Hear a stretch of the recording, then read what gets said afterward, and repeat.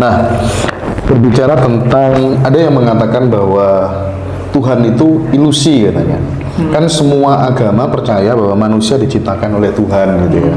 Akhirnya kan konsekuensinya bahwa ibarat manusia itu adalah boneka yang bisa dilenyapkan kapanpun tanpa sebab yang jelas gitu Mas Riko. Konsekuensinya lagi karena manusia adalah boneka, dia tak punya kehendak bebas, maka sebenarnya orang yang korupsi, orang yang dia teroris ya nggak logis juga kalau dihukum karena dia ada yang mengendalikan sang pencipta itu sendiri. Nah, ini penting untuk kemudian di breakdown gitu. Silakan Mas Riko kasih penjelasan tentang bayang-bayang Tuhan ini, Mas. Jadi gini, biasanya kan kita punya konsep bahwa semesta ini adalah penciptanya kan. Oke. Jadi ada suatu sosok yang menciptakan alam semesta. Nah, pertanyaan selanjutnya itu kan berlanjut akhirnya. Terus siapa yang menciptakan Tuhan? Tuhan. Terus siapa lagi yang menciptakan pencipta Tuhan? Nggak ada ujungnya. Kalau kita memang berteori bahwa segala sesuatu harus ada penciptanya, ya nggak ada ujungnya kan. Oke. Kalau kita berteori Tuhan ini ya yang menciptakan semesta, tapi dia nggak ada yang menciptakan. Terus kenapa kok kita tidak memulai saja dari semesta? Ya udah dianggap aja semesta nggak ada penciptanya, tercipta sendiri. Tercipta dengan sendiri. Istilahnya ya energi kecerdasan semesta kan. Kecerdasan yang tanpa batas itu tadi. Tanpa batas. Itu lebih rasional sih sebenarnya. Lebih rasional. Dan ketika kita tidak punya konsep tentang sosok Tuhan, akhirnya kita baru bisa mengalami apa yang diwakili oleh kata Tuhan. Kalau kita masih ada konsep Tuhan ini gini pencipta gini, ya kita akhirnya sampainya ya di pikiran kita sendiri, bukan Tuhan yang sebenarnya. Kalau misalnya Mas Hendra punya konsep kalau Joko ini gini, wajahnya itu gini, padahal Joko wajahnya gini.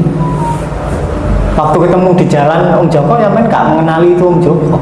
Iya. Soalnya sama punya gambaran, namanya Joko ini mungkin matanya sipit, terus ke Koreaan. Padahal sebenarnya ketemu tiap hari ketemu di jalan, tapi ya nggak kalau itu Joko. Gampangannya kayak gitu. Nah, ketika kita ada konsep Tuhan bahwa Tuhan adalah pencipta dan dibarengi juga pencipta skenario kehidupan, takdir ataupun peran, artinya ya ketika dia menciptakan manusia berserta ceritanya, terus karena si manusia ini kan otomatis harus mengikuti ceritanya. Iya. Kemudian kok dihukum?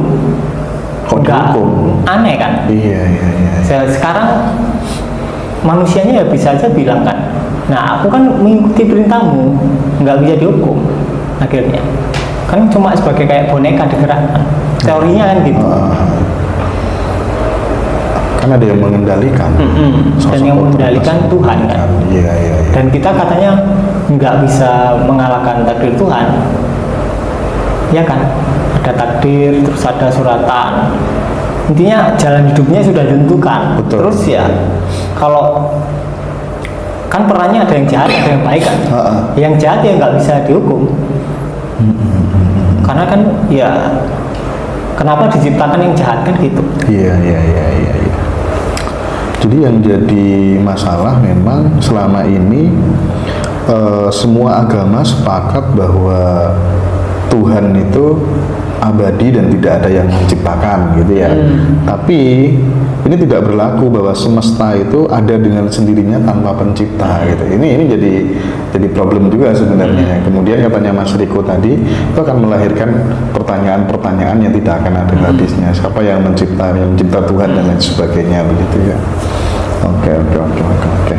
Nah, kemudian ini Mas Riko berarti bisa diambil sebuah konklusi bahwa kita harus bisa menegasikan Tuhan, gitu kan ya. Tuhan harus dinegasikan, pikiran harus dinegasikan, dan kita harus mengalami Tuhan itu sendiri atau ketuhanan itu sendiri. Benar. Jadi ketika kita punya konsep Tuhan itu gini ya, akhirnya kita bertemu konsep kita sendiri. Makanya wilayah penyaksian itu adalah wilayah di luar kepercayaan. Kalau kita percaya Tuhan itu gini ya kita ketemunya Tuhan yang seperti itu. Iya. Kalau kita ketemunya apa ya? Kita percaya Tuhan itu Maha Penyiksa, ya kita ketemunya kehidupan yang penuh penyiksaan. Artinya untuk mengalami ketuhanan yang memang benar-benar ketuhanan, ya kita harus menyadari konsep-konsep Tuhan yang ada di kepala kita. Itu yang pertama. Kalau kita tidak tersadari ya pasti tersesat. Makanya bahkan ketika Gautama Buddha, ketika dia mengajar Sariputta waktu itu, beliau bilang, kalau kamu ketemu aku di dalam meditasimu, ketemu Gautama di dalam meditasimu, kamu harus membunuhku. Kalau aku sudah terbunuh dalam meditasimu, kamu baru akan menemukan apa yang sebenarnya ada. Jadi penghalang pasti. Jadi sama ketika kita punya guru, misal punya guru spiritual atau punya sosok idola lah, atau mungkin guru spiritual di masa lalu yang sudah mati, kita pasti ketemu itu dulu. Kalau misalnya kita mengacu pada ajaran Krishna, Bhagavad Gita, pasti kita di meditasi akhir-akhir pasti ketemu Krishna. Nah, berani nggak masalahnya melampaui konsep Krishna itu sendiri, menegasikan konsep tentang Krishna, tentang guru spiritual yang diidolakan gitu ya. Betul, karena pasti di akhir pasti ketemu itu. Oh, sama kayak Ramana Maharishi waktu di meditasi dia ketemu Kali, dan itu sudah berkali-kali, Dewi Kali. Nah, kemudian ketika dia meditasi di pinggir jalan kalau nggak salah, ada seorang pertapa Zen, dia bilang, kamu kalau meditasimu kayak gini-gini, kamu nggak akan maju-maju kemanapun, kamu nggak akan mengalami realitas. Akhirnya dia bilang, dia ambil kayak kayak beling gitulah, beling ditancepin di sini di dahinya, tapi belum digerakin. Coba kamu bunuh Kalinya. Nah, Ramananya tanya, aku bunuhnya pakai apa gitu. Yeah. Nah, sekarang tak tanya balik, Kali itu dari mana munculnya? Di mana gitu? Di pikiranku. Nah, itu sama kan, tinggal kamu ciptain tombak atau tembak, itu kamu tembak kan mati gitu kan. Nah, saat di momen itu dia nggak berani. Ini kan Tuhanku, yang tak puja-puja, aku nggak berani lah bunuh dia. Terus pertapanya itu bilang, kalau kamu nggak berani bunuh sekarang, tak tinggal. Ya udah, akhirnya dia bersedia. Perjanjiannya, ketika ini tak geret ke sini, kamu harus bunuh itu sekarang juga. Nah, ketika itu terbunuh, dia mengalami realitas. Ceritanya gitu, Ramana Maharishi. Yang dipahami banyak orang, Mas Riko, tentang Tuhan sebagai penentu takdir, usia, rezeki seorang, bahkan jodoh seseorang, itu berarti sebenarnya kalau kita mau jujur ilusi ya, konsep ilusi aja tentang Tuhan. Kalau memang ada jodohnya ya, kenapa kok bisa kawin cerai kan gitu? Iya juga sih. Iya kan? Ada yang dapat 2, ada yang dapat 3, ada yang dapat 10. Ya itu kehendak bebas saja. Kebetulan pas kita punya pendaman, misal rasa takut, ya kita ketemunya sama orang takut. Kalau kita benci terhadap diri sendiri, ya pasangan kita pasti ketemunya yang saling benci juga. Akhirnya rumah tangganya nggak bagus. Tapi kalau kita sudah mencintai diri sendiri, ya ketemunya mau nggak mau ya sesama yang cinta dirinya sendiri, dan rumah tangganya pasti enak. Saya tuh pernah memasuki sebuah fase di mana saya meyakini betul dengan meditasi mengistirahatkan pikiran. Saya berusaha masuk atau apalah namanya ya, pokoknya mengistirahatkan pikiran gitu. Kalau no mind kan jelas nggak bisa gitu ya, tapi mencoba untuk mengistirahatkan pikiran, dan itu rutin terus tiap malam begitu.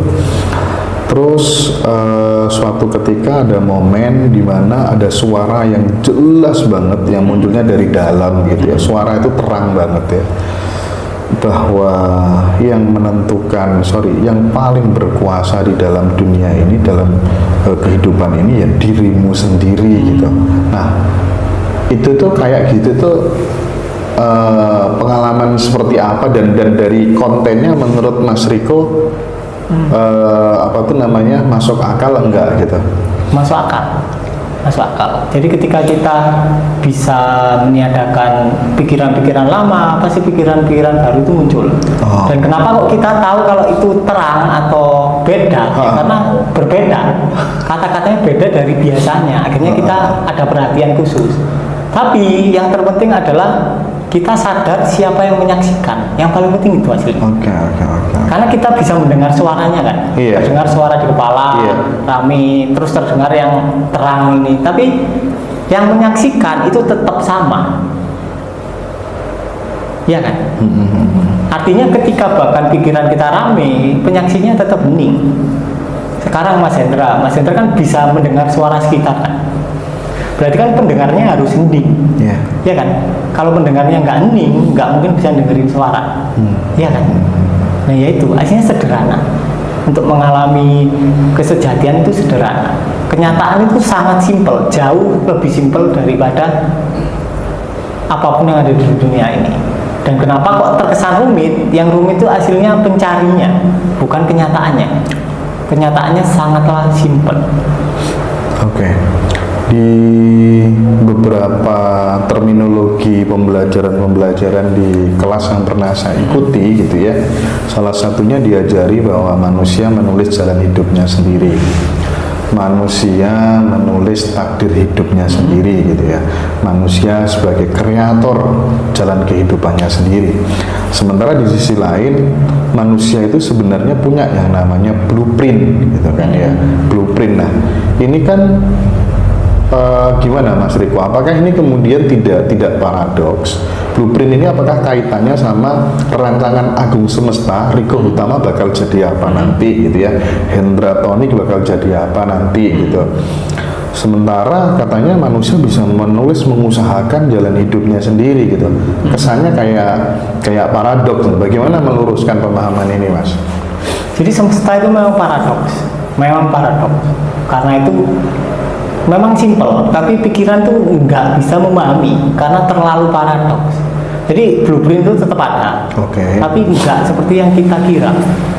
Jadi hanya berupa benih dan belum tentu tumbuhnya sesuai dengan benihnya. Jadi misal Mas Hendra terlahir sebagai benih tomat lah misalnya. Harusnya kalau dibiarkan apa adanya kan yang muncul adalah tomat. Tapi karena kita punya ekspektasi dari orang tua, terus pola didikan, tradisi, akhirnya ditanami mawar plastik. Nah sekarang dengan kita belajar blueprint, oh berarti aku orangnya gini. Akhirnya mawar plastiknya dicabut, diganti tomat plastik. Sama, ya kan? Sama, kelihatan beda tapi sama. Karena dengan kita meniru blueprint, bukan berarti kita menjadi blueprint kita. Jebakannya di situ. Nah sekarang gimana agar kita benar-benar menjadi blueprint?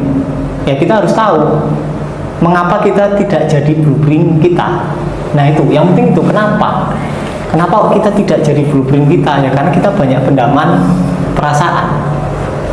Kalau kita dari kecil kan kita dididik yang rasanya nggak enak, kalian harus hindari, harus lari. Iya sih, iya. Negatif, gitu ya, negatif positif. Nah, ketika kita lari, kita ngiranya kan perasaannya hilang kan. Padahal enggak, jadi di bawah sadar. Kita nggak sadar kalau itu ada, tapi ada. Dan itu mulai mengatur keseharian kita, kehidupan kita, bahkan seluruhnya. Kayak misalnya lah, gampangnya dogma seks lah. Seks kan dianggap tabu. Tapi kan kita tetap horny, tetap sange kan. Dan kita menolak itu. Bahkan penisnya juga ditolak, vaginanya juga ditolak. Dianggap hal asing dan tidak seharusnya ada kan. Nah ketika kita menolak, apakah serta-merta seksnya hilang? Kita lihat cewek seksi enggak horny gitu kan enggak. Tetap. Bahkan kayak tiba-tiba kita ngobrol sama lawan jenis, tiba-tiba kebayang adegan seks. Pastilah, nggak mungkin enggak. Dan secara tanpa sengaja pendaman kita malah mengatur kehidupan kita, kayak kehidupan kita itu jadi seakan-akan seks gitu. Kayak kita kerja dapat uang banyak ya biar bisa nge-seks sama siapa aja. Itu pasti itulah obsesinya. Ketika sesuatu ditolak maka sesuatu itu akan menjadi obsesi yang tersembunyi. Nah ketika bawah sadar atau pendaman emosi disadari hingga tidak ada pendaman, di situ baru ada gerakan yang murni atau spontanitas. Jadi tidak ada diri yang bergerak. Jadi kalau Gautama Buddha kan bilang kalau kita berjalan itu hanya ada proses berjalan, tapi tidak ada yang berjalan. Nah itu kita bakal mengalami kalau pendamanya sudah tidak ada. Oke. Nah baik Mas Riko, masih tentang bayang-bayang Tuhan ya kan. Artinya bahwa Tuhan itu sebenarnya konsep Tuhan itu dilahirkan dari pikiran manusia itu sendiri. Itu bisa dibilang juga konsep Tuhan itu diciptakan manusianya sendiri, kemudian dengan sengaja dilembagakan oleh institusi agama. Benar seperti itu? Benar. Jadi gini, pertama-tama kita perlu tahu kenapa kok manusia sampai menciptakan konsep Tuhan. Nah itu. Misal Mas Hendra lahir lah. Oke. Misal Mas Hendra lahir, anak kecil kan ngira bapaknya itu super power kan. Oke. Iya kan? Akhirnya beranjak dewasa, kita akhirnya tahu oh, bapakku ternyata ya banyak kelemahan, nggak sempurna amat. Iya. Akhirnya kan dia kayak merasa takut kan. Dia akhirnya merasa takut, ya dia mau nggak mau akhirnya membuat sosok imajiner kan. Sosok yang sempurna dan seakan-akan sosok ini bisa melindungi aku. Nah dari situ sosok Tuhan tercipta. Kemudian diwaris-wariskan Pak ke agama warisan. Gitu ya, kelahiran konsep Tuhan. Kelahiran gitu ya. konsep Tuhan seperti itu. Ini ada kaitannya nggak sih sama Pancasila pertama gitu? Kenapa kok kemudian tidak Tuhan yang Maha Esa gitu? Tapi kenapa kok ketuhanan yang Maha Esa gitu? Apakah memang founding fathers kita itu benar-benar memahami bahwa Tuhan sama ketuhanan itu sesuatu yang berbeda atau seperti apa? Jadi mereka pasti memahami perbedaannya antara Tuhan sosok sama Tuhan yang sebenarnya. Tahu ya Mas? Pasti tahu. Makanya kok Pancasilanya itu bukan Tuhan yang Maha Esa, tapi ketuhanan yang Maha Esa. Itu beda, sangat berbeda jauh. Sangat berbeda. Sangat berbeda jauh. Itu melampaui dua kutub ateis maupun teis. Sekarang melampaui dua kutub teis maupun ateis. Sekarang tak tanya, bedanya teis sama ateis apa? Teis sama ateis. Ya satunya percaya Tuhan, satunya tidak. Satunya sama-sama percaya. Satunya satunya sama-sama percaya. Oke, udah pernah dibahas. Satunya percaya ada Tuhan, satunya percaya tidak ada Tuhan. Iya kan? Aslinya ya apa ya, kayak misalnya dalam agama A, dia kan meniadakan Tuhan lain kan, cuma tinggal satu. Dia cuma jarak satu Tuhan dari ateis kan. Iya sih, cuma jarak satu Tuhan dari dia percaya itu kan ada dalam kendali pikiran. Nah, bagaimana caranya kita menyelami kepercayaan itu sendiri? Kepercayaan itu apa sih gitu? Kenapa kok kita harus percaya gitu? Kenapa? Ya karena kita ada ketakutan. Kalau nggak ada ketakutan ya kepercayaan nggak ada. Intinya kita perlu menyadari di mana letak kepercayaan. Ketika kita sadar, kita akhirnya oh ternyata ini toh gitu. Akhirnya sampailah di ketuhanan. Tapi hasilnya kita memulai dari garis finish. Paradoksnya itu. Makanya bahkan meditasi hasilnya juga nggak bisa membuat kita sadar diri, malah menjauhkan. Sekarang tak tanya, misal Mas Hendra misal duduk di sini ya, Mas Hendra kalau mau mengalami diri sendiri, apakah Mas Hendra harus maju, serong, atau mundur, atau kemana? Gak usah kemana-mana. Kemana-mana pun juga tetap mengalami diri, bener kan? Paradoksnya di situ. Mau sampean maju ya tetap mengalami sama. Mau meditasi atau enggak, aslinya juga sudah mengalami diri sendiri. Mau meditasi atau enggak? Masalahnya adalah urgensi di balik meditasi. Kenapa kok kita ingin meditasi? Itu yang penting. Jadi harusnya objek meditasinya itu basisnya harus jelas dulu. Kalaupun kita mau meditasi, awal-awal kita harus menjadikan diri kita itu objeknya, objek meditasinya. Kenapa kok aku ingin meditasi? Nah itu harus dimeditasikan. Kenapa kok aku ingin meditasi? Kenapa? Harus disadari. Harus disadari, entah karena pikiranku rame, entah mungkin rumah tanggaku nggak bahagia, entah mungkin kehidupanku banyak ketakutan, gini-gini, akhirnya aku meditasi. Nah berarti kan lari, ya kan? Untuk lari itu banyak cara. Sampean bisa minum alkohol, Iya, iya. sampean bisa makan banyak, bisa belanja, bisa nonton film, bisa denger musik, bisa apapun lah, nonton konser, bisa nonton drakor, bisa nonton bioskop, sampean bisa ke jalan-jalan, ke pantai, ke gunung. Lari itu banyak. Oke. Meditasi bahkan bisa menjadi pelarian. Tapi sekarang tak tanya, gimana caranya nggak lari? Ya nggak ada caranya. Ya berhenti aja ya kan. Iya, iya. Kalau kita masih tanya caranya gimana, ya berarti kita ingin lari. Iya, iya. Karena nggak ada caranya sih. Kalau apa tuh namanya, testimoninya teman-teman yang di grup bareng kita itu setelah ikut kelas-kelasnya Mas Riko, entah itu Zoom ataupun offline begitu kan, Mas, saya sekarang jadi merasa meditasi terus setiap hari ketika saya berada pada state lautan tersebut gitu kan ya, gitu kan kebanyakan ya Mas ya. Jadi itulah kenapa kemudian sebenarnya Mas Riko bilang ya meditasi itu tak perlu gitu. Alasan yang paling fundamental yang mungkin bisa apa ya, point of view-nya yang paling ini apa Mas?